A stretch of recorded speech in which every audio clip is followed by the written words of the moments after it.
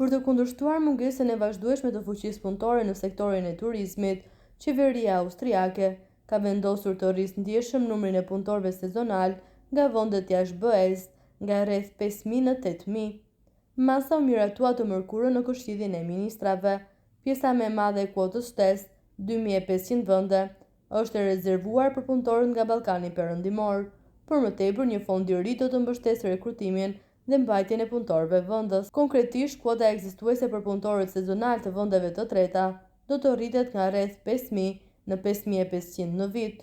Këto kuota ende nuk mund të tejkalohen përkohësisht deri në 50% gjatë sezoneve të pikut, por mesataret vjetore duhet të qëndrojnë brenda kufive. Po krijohet një kuotë re e veçantë prej 2.500 punëtorësh nga Bosnia dhe Hercegovina, Kosova, Maldivzi, Maqedonia e Veriut dhe Serbia, veçanërisht Shqipëria, gjithashtu një kandidate për anëtarësim në BE nuk përfshihet. Sekretarja e Shtetit për Turizmin e përshkroi sektorin si një motor rritje, veçanërisht në kohë sfiduese ekonomike.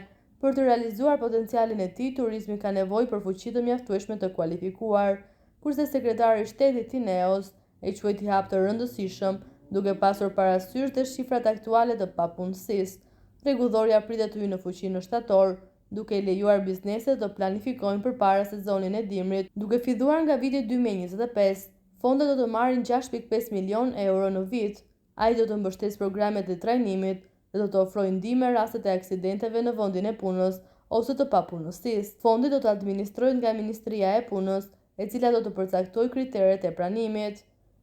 Skimdi vuri në dukje rëndësinë e përmirësimit të kushteve të punës në këtë sektor. Turizmi mund të lulëzojë vetëm nëse punëtorët në turizëm janë gjithashtu mirë. Ndërsa dhoma austriake e tregëtisë mirëpriti kuotat më të larta, duke vënë në dukje 12.500 vende pune të paplotësuar në turizëm, sindikata ishte kritike. Roman Hebenstrei, kryetari Vida, tha se pa përmirësime reale në kushtet e punës, sektori mbetet një grop pafund, e mbushur me punë të lirë dhe të synueshme. Ai e quajti fondin një sukses të pjesshëm.